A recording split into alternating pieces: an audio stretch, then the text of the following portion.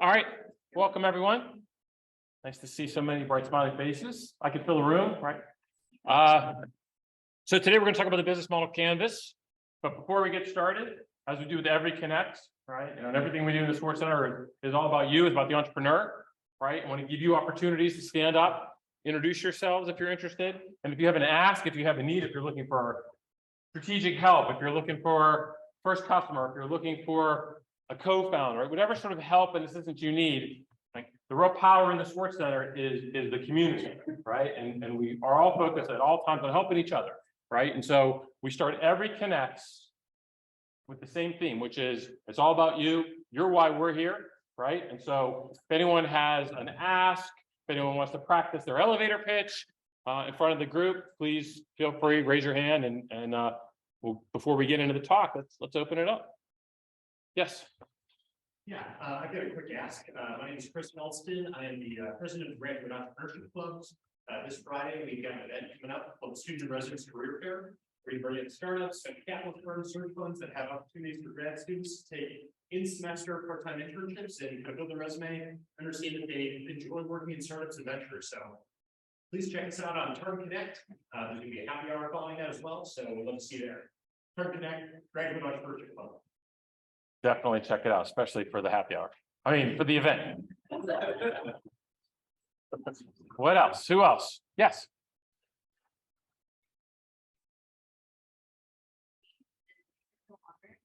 So basically, we're currently and right now starting another race. So if you guys know anybody that can add to the Web3 space, specifically with centralized finance and relatively early stage, please reach out to us. Okay, thank you. Who else? The more you talk, the less I have to talk. Go ahead, Jay. You're gonna. CEO of a medical device company called Phantom Product. Back there. We will be at the GEC event looking for part-time work, internship events, and full-time people. So if you have a background in software, biomedical engineering, electrical engineering, this is that event. All right, thank you. Go ahead. Hey everyone, Saishri. I'm a medical device company called Active Health. I started this back in India and we are funded by the government of India and Sequoia India. And I am trying to have an LLC of holding of my company here in the US. I am working on developing an AI-based early diagnostic tool for this condition called peripheral neuropathy in diabetic patients. If you're interested, if you have background in biomedical engineering, AI, ML, and even business, you're welcome to join my company. All right, thank you. Who else? Yes. I'm working on an app that connects people based on interest. So like if you're working on a project, someone else working on someone's project, it'll match the projects based on the descriptions. So if you guys are interested, feel free to check out ideanetapp.com. What is it? Ideanetapp.com. All right, cool. Well, we all have the business model canvas in common, right? Yeah. Or maybe you will after the end of this talk. Maybe you won't. I don't know. Best. Yeah, we'll see. Okay, thank you. Anyone else? So I know that usually we start sort of a mass exodus towards the end as folks get ready to head off to class. So we'll try to end a little early to open it up for some Q&A and also give you all an opportunity to network. So anyone that shared their ask or their attempt to make a solid connection today, you'll have an opportunity to go up and introduce yourselves and meet them. So okay, so welcome to the Connect series. The subject today is the business model canvas. My name is Craig Markovitz. I'm an entrepreneur in residence here in the Swartz Center. I'm also an entrepreneurship faculty member. I teach innovation and entrepreneurship at Tepper. I've been here about 6 years now. Time really flies when you're having fun. But I'm not an academic. I'm a practitioner. I've spent 25 years in industry, venture capital, banking, as an entrepreneur, primarily in medical devices. And so, I don't know anything. I've never had a great idea in my life, but I've had the great fortune of working with really smart, committed, passionate folks. And we've had successes, we've had failures. And the reason that I'm here is because I think I've just been able to tough it out long enough. And so I have the benefit of experience. There's a lot that I've done. There's very little I haven't seen. And please feel free to reach out to me. I'm easy to find on the Swartz Center website as just someone to talk to, bounce ideas, offer network connections, all that kind of good stuff. That's really why I'm here in the primary role that I play. And before I jump into the presentation and we kind of talk through the business model canvas, a couple of quick shout outs. Professor Will Kegler, who couldn't be here today, who usually gives this talk, I shamelessly plagiarized this presentation from him. I have a little bit of input and feedback to it, but Will, who's been here for a while and is a very successful entrepreneur, medical entrepreneur, actually, if someone that those of you in the med tech space would want to meet. This is essentially the basis of his business model canvas presentation. And hey, if it ain't broke, don't fix it, right? And then I also like to acknowledge that the team from Headstorm that also gave me some good feedback on this presentation to help me sort of evolve how we want this thing to go. Headstorm is a great partner of ours here at CMU and in Pittsburgh. They're a consultancy that helps companies from startups to large corporate. They do strategy work. They actually have development capabilities. So again, a good partner of ours, good friends of mine who have definitely helped us all on the way. And I encourage you, they're in the back. I don't know what that says about them. They immediately gravitated to the very back row of the Swartz Center, but they're here and they'll stick around afterwards as a potential resource and folks that you can talk to. So let's jump in. Okay. So, when we think about entrepreneurship, when we think about innovation, right, but we almost always start with our idea, right? The product, the service, right? And that's really, in a lot of cases, where people sort of start their journey as an innovator and entrepreneur, right? They come up with an idea, they observe something that's interesting, they find sort of something that's unique from their perspective in an industry that perhaps they have experience in, right? And so they come up with a product or service idea, right? And so as long as you come up with a badass product, right, what do you have to worry about everything else, right? And there's flaws in that perspective, right? The first is, just because you built a better mousetrap, the world will not beat a path to your door, right? There's a lot of distractions. There's a lot of alternatives out there. And also, right, one of the things that you do not want to get yourself into as an innovator, as an entrepreneur, is create a solution and go looking for a problem, right? That is like a kiss of death. There's a couple of kisses of death in entrepreneurship and innovation, and that is one of them. And that may be sort of number one in my book, right? Do not create a solution and go looking for a problem.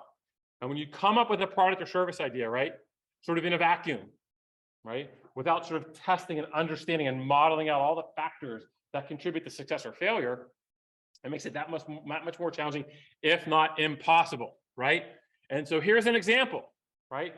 I think near and dear to our hearts here at Carnegie Mellon, right? So we've got this Rosetta Stone, which for decades, right, was the go-to for learning a language, right? So you used to hear those commercials, you buy their tapes, right? They put these little kiosks in airports and all kinds of places. And so if you had an interest in learning another language, Rosetta Stone had this product, right? And they were a market leader. They were very well established, right? And it cost a lot, but they were the gold standard, right? This is how you learned a second language, right? Unless you took a class or went to school or whatever. But if you wanted to do it on your own, sort of self-study, this was the gold standard in the industry, right? And then someone came along and completely turned this product, right, this industry on its ear, right? And we all know who it is, right? It's our Carnegie Mellon's company, Duolingo, right? That completely changed the product, right? The concept, the opportunity to learn a second language, to learn a new language, right? And so that's an example of taking a market, right? Understanding sort of the existing products, right? And evolving your offering, right? Not necessarily based on the product specifically, but based on all the factors that contribute to how you introduce a product or service into a market, how you can be successful, right? Because that's our goal, right?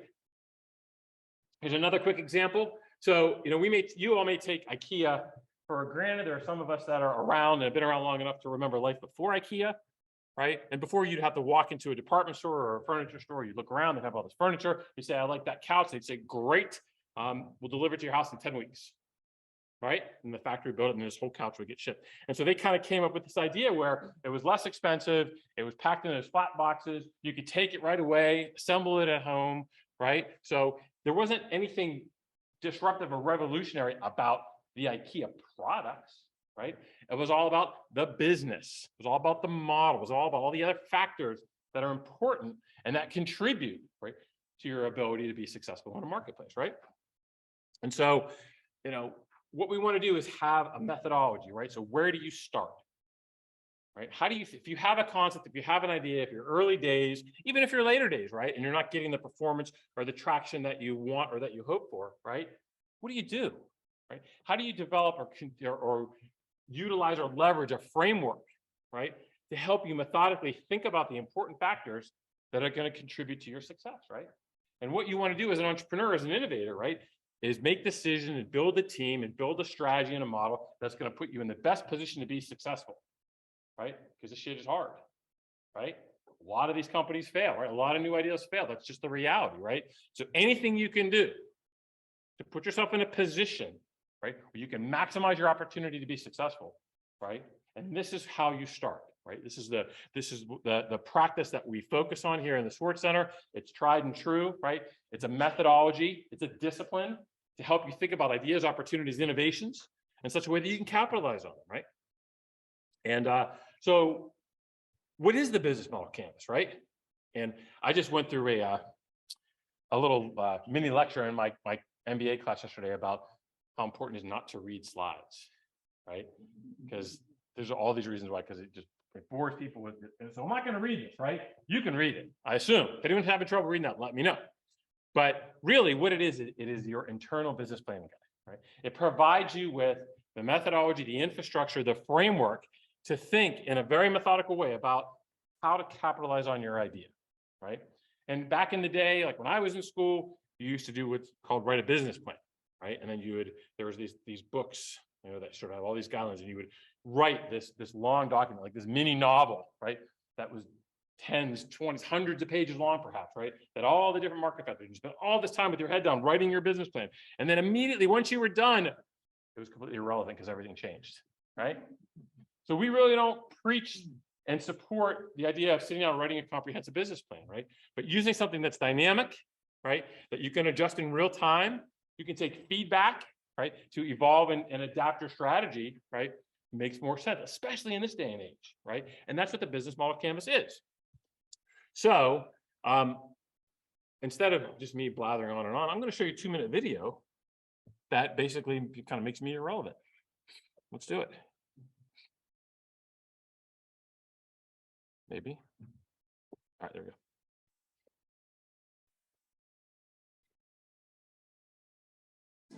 An organization's business model can be described with 9 basic building blocks: your customer segments, your value proposition for each segment, the channels to reach customers, customer relationships you establish, the revenue streams you generate, the key resources and key activities you require to create value, the key partners, and the cost structure of the business model. But it's not sufficient to just enumerate the 9 building blocks. What you really want to do is to map them out on a pre-structured canvas. This is what we call the business model canvas. It's a tool that helps you map, discuss, design, and invent new business models. Let's briefly go through the 9 building blocks, starting with the customer segments. These are all the people or organizations for which you're creating value. This includes simple users and paying customers. For each segment, you have a specific value proposition. These are bundles of products and services that create value for your customers. Channels describe through which touchpoints are interacting with customers and delivering value.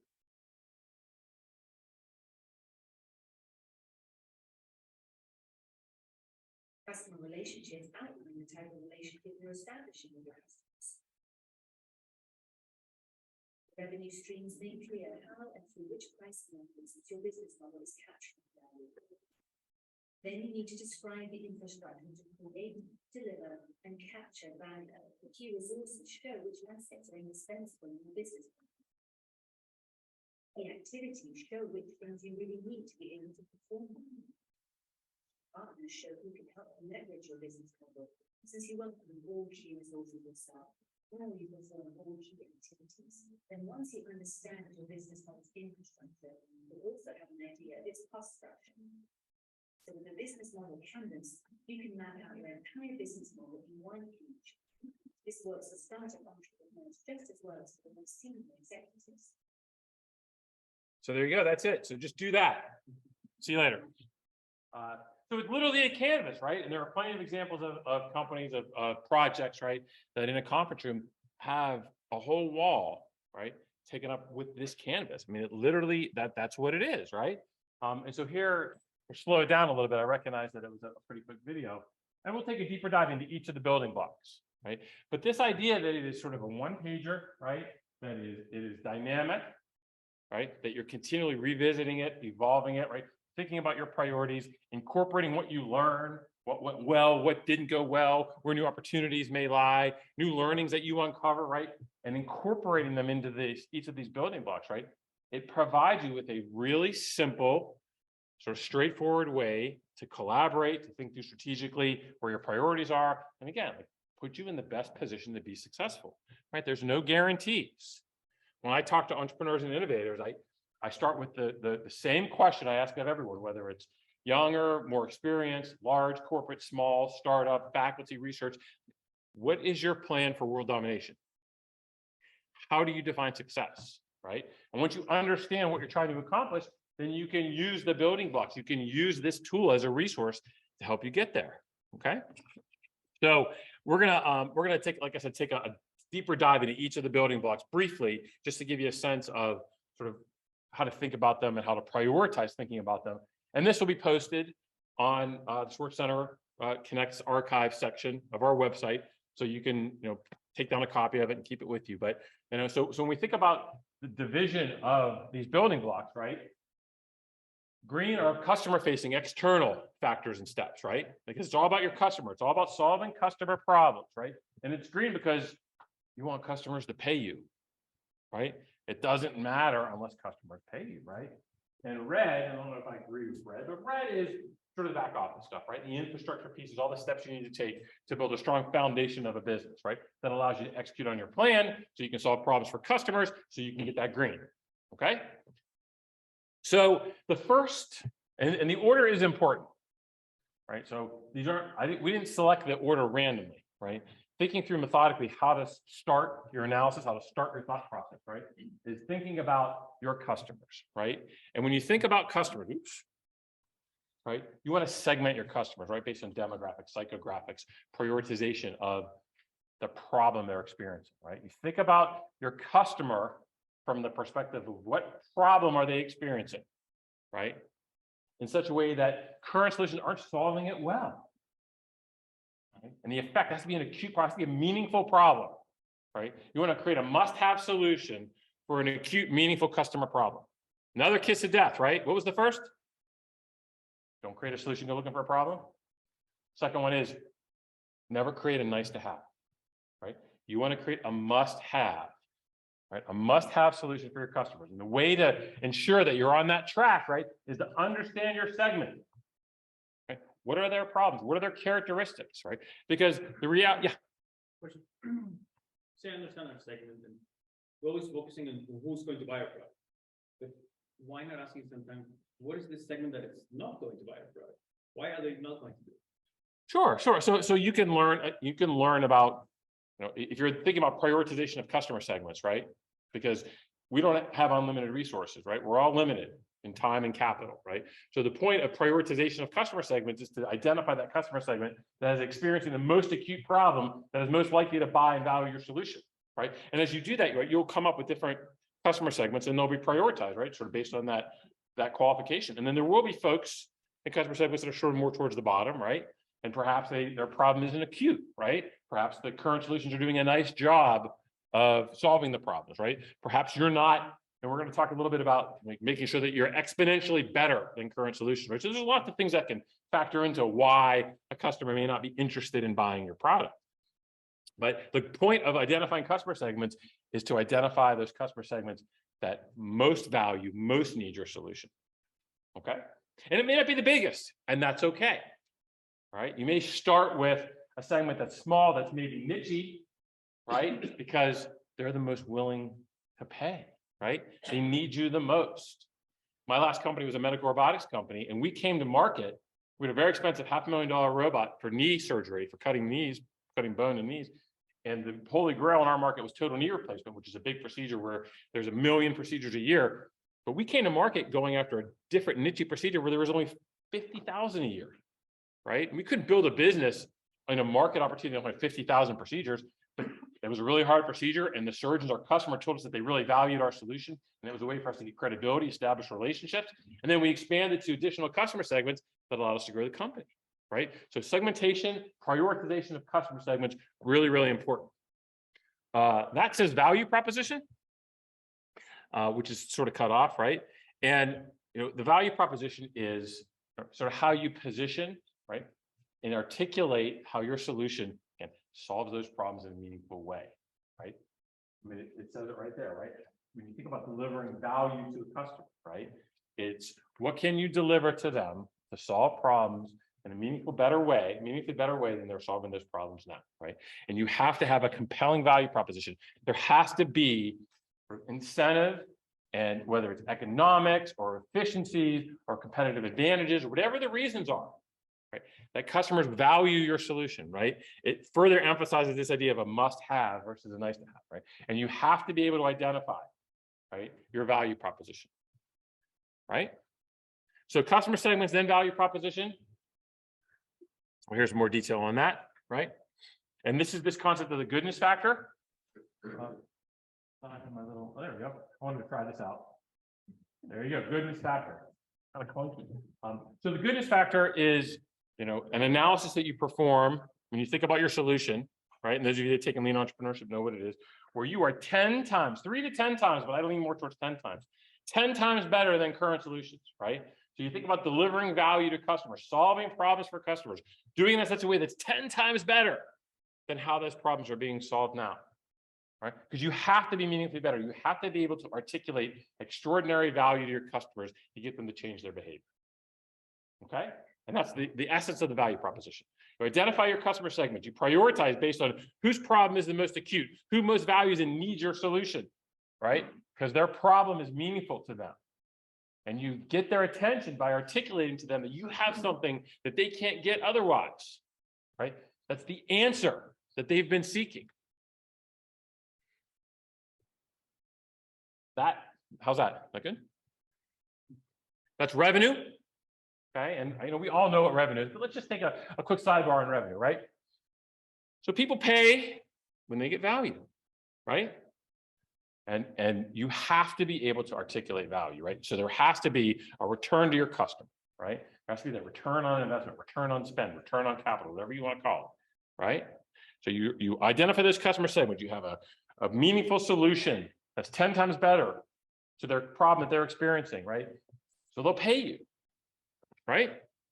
And there's so many different ways to think about revenue, right? And that's what I think is really great about the business model canvas, right? Because revenue is sort of like self-evident, right? We all know you need to generate revenue, right? If you don't generate revenue, why the heck are you in business, right? But there's so many different ways to explore and think about how you can generate revenue, right? How you charge customers, right? Is it a monthly subscription? Is it an asset sale? Is it a one-time? Is there a cost sharing where you're at risk, where you're taking a percentage of savings? Like, there's just so many different ways that you can think about building a revenue model, right, to generate that green back to your company, right?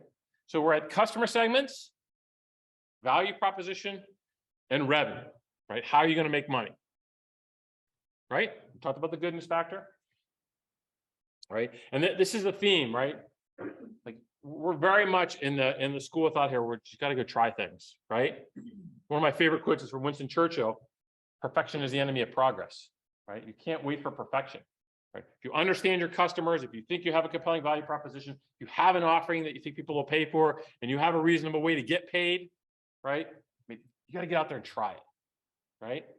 So I think sometimes here we have a little bit of a culture, a little bit of mentality, not in this room, but all on this campus, of continuing to evolve and wanting to continue to improve, right? Things can always be just made a little better, right? And as entrepreneurs, as innovators, you have to get comfortable with the concept of good enough, right? And you have to put it within the context of your customer, right? What matters to you does not matter. It's what matters to your customer, right? And it's important to keep that in mind. It's important to keep that perspective in mind. So here we are, we're 3 blocks in, right? And we already have sort of a structure, a methodology that allows you to get started. You have an idea, right? You see an invention, you recognize a disconnect, a problem in the marketplace. You have some colleagues and some friends, and you're sort of sitting around and you're coming up with new ideas and concepts or innovations or apps or robotic technology or a service business, a consulting business, right? Whatever it is, right? And if you simply start with thinking about, well, who's our customer? Why should they care about us? And how do we get paid? Right? It's a great starting point, okay? And so here's where we are, right? Again, we understand our customer, right? We understand the value proposition, and we've started to get a sense of whether we can or can't make money, right? I mean, just think about that, right? Think about going from where you're sort of enamored and focused on your product or your service or your idea, right? And you completely shift your thinking, right? Instead of being internally focused, you're externally focused. Instead of being focused on what's important to you in terms of what your product or service does, the features, right? You're shifting your focus to your customer, to the market, right? The benefits, okay? Nobody makes buying decisions based on features. People make buying decisions based on benefit, right? What's in it for me? And you have to keep that perspective in mind, right? I just had a meeting this morning with an entrepreneur, well-known entrepreneur in town, who's struggling a little bit with his investment presentation. And we kind of went through it a little bit, and it's really amazing technology. And the deck is all about the technology. It's all about the features of the technology. Like that's the cost of admission. You have to have a compelling product or service, right? But in order to take it to the next level, in order to get people to actually pay you, to engage with you, right, to work with you, you have to focus on articulating the benefit. Critically important, okay? And so then here we go, right? Little dated reference, right? So, you focus on if you can do it, right? Is there a way to get rid of this ribbon? Just out of idle curiosity. Not to interrupt my flow or anything, but can we do that? Oh, sorry. Now you're messing me all up. All right, but so the whole point here is, again, thinking through like whether you should do something, whether you can do something, so whether you should do something. And the perspective of whether you should or shouldn't do something is based on Sorry. well, we're good. There. Again, based on the customer, right? All right, so let's keep moving. So let's keep moving through some additional building blocks, right? So here are customer relationships, right? So you understand your segment, right? And you have to think about how you're going to interact with your customer. You have to connect with your customer, right? In order to be successful, right? If it's not sort of a direct, sort of interpersonal thing, like with me, with my robotics company, we didn't sell thousands of robots, right? We would sell them like one at a time, and we developed intimate relationships with our customers because it was a low volume, high dollar product, right? And that's not the case for everyone, right? So you need to think about what kind of relationship do you have with your customer? When your customer thinks of you, what comes to mind, right? And again, I'm a broken record, right? If they think of you as a resource, as someone that solves problems for them, right? They're going to value you. You're going to have a productive relationship with your customers, okay? Channels is how you get it out, right? How are you going to distribute your product? And you think through these, right? You think about, again, your segment, your value proposition, your revenue, but your relationship you have with your customer. How are you going to get your product or service in their hands, right? If it's a physical product, if it's online, if it's a service, right? So the channels is the actual act of getting that product in the hands of your customer, right? And there's lots of different options and lots of different ways to do it, right? Key activities. Now we start to get into sort of the prioritization, right? We're on the internal side of the business model canvas, right? We are all limited in resources, right? We do not have unlimited time. We do not have unlimited money. There's no such thing as enough money when you're talking about being an entrepreneur and innovator, right? So you have to think about how do you prioritize what you do, right? And it always drives me crazy when I talk to younger companies or entrepreneurs or innovators sort of think of these things and they start like spending big money on really cool office space or lots of swag or trips or like and these perks are important. I'm not saying you need to be a pauper and deny yourselves, but focusing your activities on building your solution, right? On getting closer to market, right? Removing risk. So the key activities really should be focused on how do you make your offering more real and less risky to your customers, to your investors, to your partners, to your potential employees, to potential acquirers, whatever your goal may be, right? So you think about how do you build your commercialization plan? How do you build your plan, right? To get out into the market, right? Well, it's based on impact. It's based on traction or progress, right? And it's based on risk mitigation. Because everyone that you talk to, in any context, right?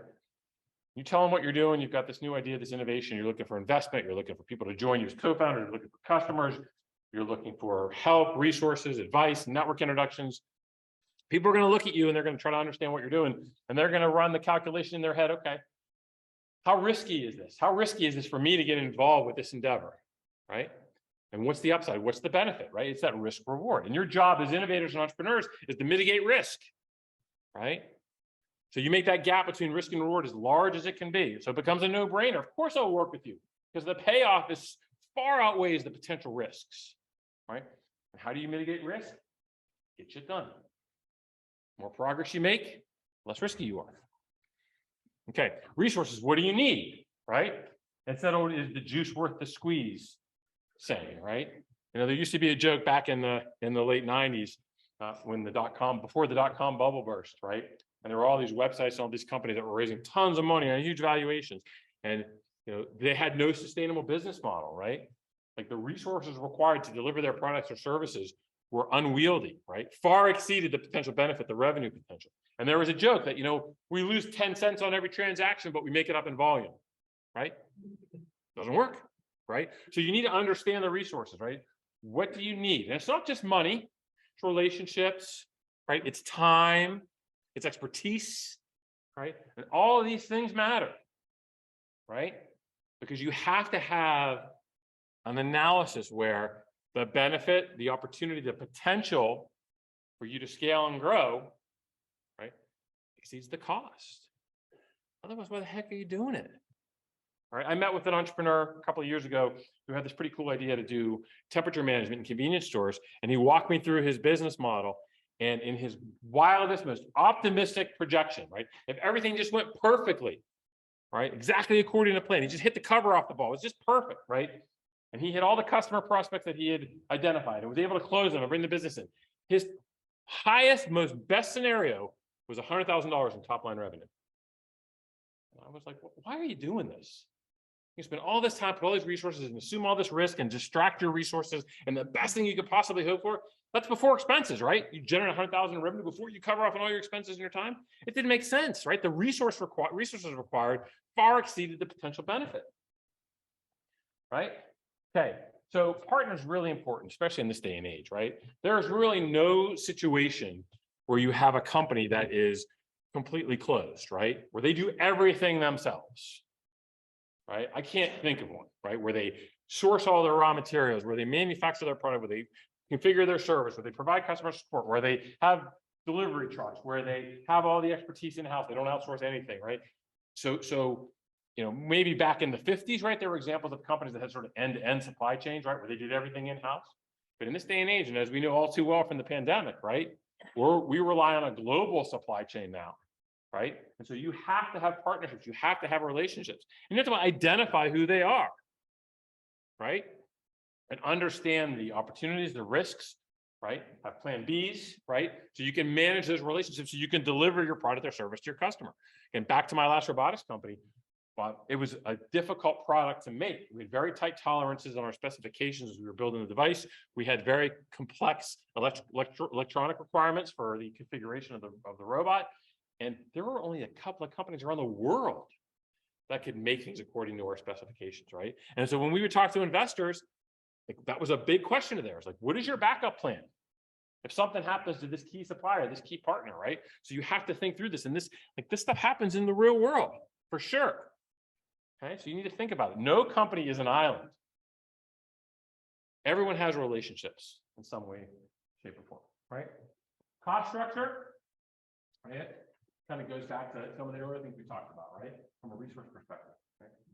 You need to have a handle on what it's going to cost, right? And you don't have perfect information, right? But you need to have a sense, and you need to understand what happens at the start. You need to understand when you scale and grow. You need to understand how you get efficiencies, economies of scale, right?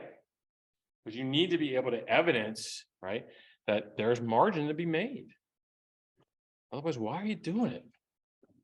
Right? Just go get a job. No, don't go get a job. Do your own thing. Do your own thing, be in charge of your own destiny. But I mean, it's self-evident, right? We don't need to commiserate on it, right? You have to have a good handle on your costs, right? That's why when we talk about sort of teams, and we talk about, you know, the companies and early innovations that have the best opportunity to be successful are organizations that have people with different perspectives and experiences at the table, right? Cross-disciplinary teams. And our perfect founding team is a hacker, hustler, and designer, right? A hacker is the technical person, hustler is the business person, and a designer is the customer experience, right? The UX person, right? So you need to have someone that has experience, right? Understanding the needs of the customer, right? You need to have someone that understands the needs of the technology or the solution, and someone that understands sort of how to run a business from the perspective of, can you be sustainable, right? There's a concept, in the technology world, right, where it costs a ton of money early on. Again, robotics, ton of money, huge investments up front, right? And the question I used to get from investors or acquirers or partners was, when do you get to cash flow break even, right?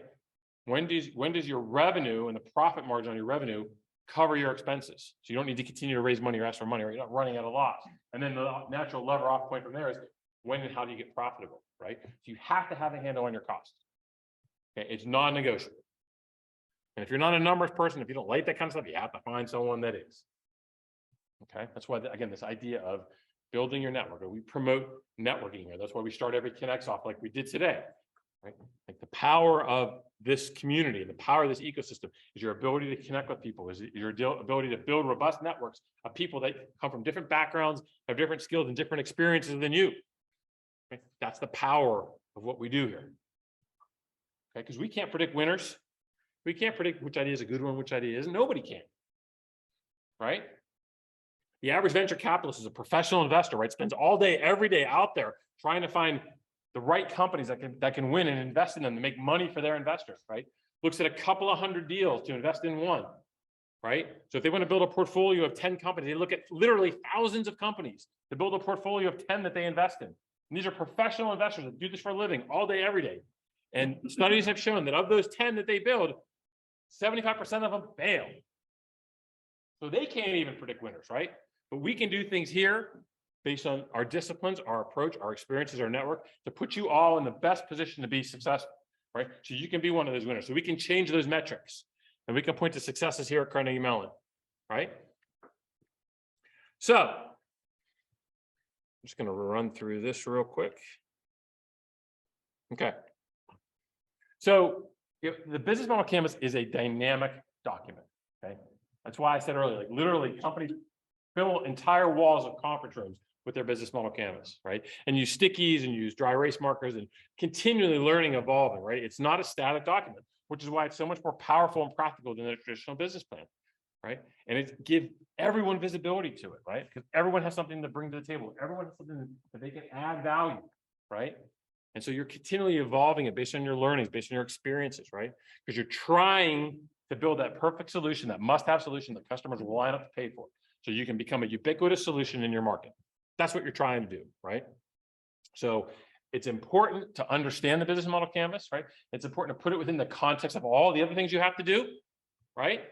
And use it as your internal planning document. Use it as your mechanism to guide you, right, on your plan for world domination, right? Take what you learn, evolve it, right? Don't be stubborn, right? Don't be sort of focused on what you think is right. Focus on what your customer thinks is right. Okay. And I can tell you from experience, this works. And even if you don't have the discipline to manage it all the time and keep it up, just thinking about your business, your idea, your innovation within the context of the building blocks, right?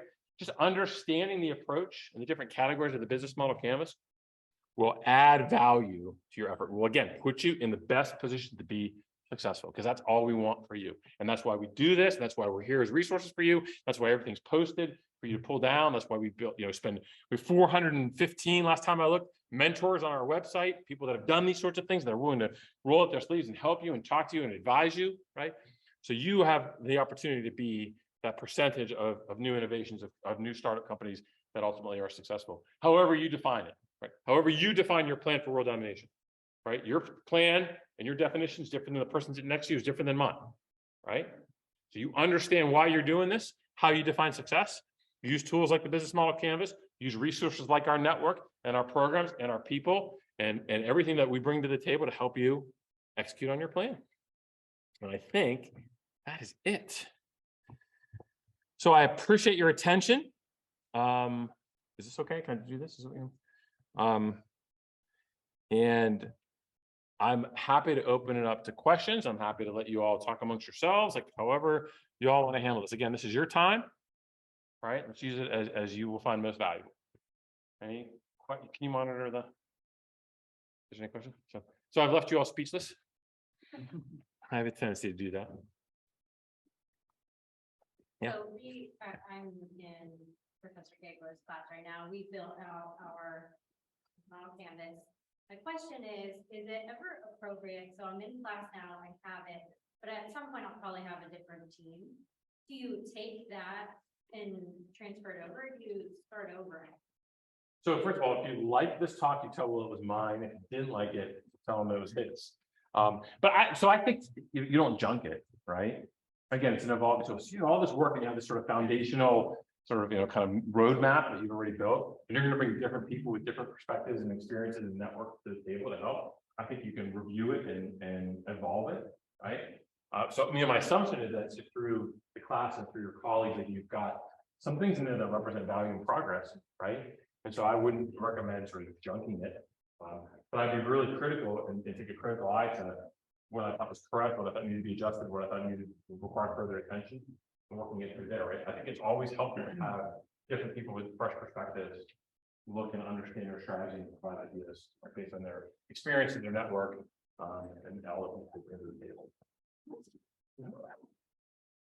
Other questions, comments? Yes. Would you recommend creating a canvas and then looking for people to work with on that canvas, or first finding people to work with and then creating a canvas together? Yeah, so it would be nice. Like, one of the great things about being an entrepreneur is that there's really no right or wrong, right? There's really no sort of discrete or methodology. It's also one of the most challenging things about being an entrepreneur, right? And so I'm always reluctant to sort of tell people what to do, right? I don't know your circumstance, I don't know your idea, right? But I will tell you that, one of the characteristics of an entrepreneur is being able to juggle multiple things at once, right? So it'd be nice if you could do it in serial fashion, but my advice and my expectation would be you got to do it all at once, right? So you start the business model canvas and you start to fill it out based on what you know, right? And then as you bring people in, they review it, and then you evolve it, you have additions and subtractions based on their perspectives and experience, right? So I would not wait to start, right? But I also wouldn't wait to finish before I started to look for other people to join me, right? And coming to these sorts of things and joining clubs and attending events, right? Especially clubs and events outside of your comfort zone, right? If you're a Tepper student, right? See what's going on in Hines, see what's going on in robotics, see what's going on in the College of Fine Arts, right? That's when you'll meet different people, you build that network. So I think what my expectation is just start hammering away at it, right? At the same time, be really intentional about networking, about finding people that understand what you're doing and can get behind it. Yes. Do you use this in lieu of a business plan or to supplement a business plan? So I use it in lieu of a business plan. I have the attention span of a field mouse.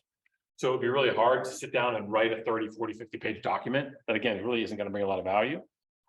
So I think that if you would look at the tools that you use as a budding entrepreneur, as an innovator, right? The business model canvas is your internal planning document, right? You think about the blocks, right? And you start to understand sort of your place in the market, where the opportunities lie. And as you think about how am I going to articulate this, how am I going to expose myself to the market, right? That's what your elevator pitch, your investment presentation, your executive summary are for, right? Your financials, all the appendices, all the levels of detail. If you have an IP portfolio, if you have a regulatory strategy, if you have a user manual, like all this sort of things sort of come together. So you have sort of your entire population of resources, right? And I really don't think in most cases the business plan fits. It's unusual for an investor or anyone to ask for your business plan. Much more than likely, they're going to ask for your investment presentation, right? And maybe an executive summary. So I would think about business model canvas as your internal planning document, your investment presentation as sort of your forward-facing sort of promotional resource. Your elevator pitch is your audible way to articulate why people should care about you and why they should want to engage with you. An executive summary, which is a non-confidential sort of short sales document that describes your opportunity and sort of gets people excited about it, so they want to learn more.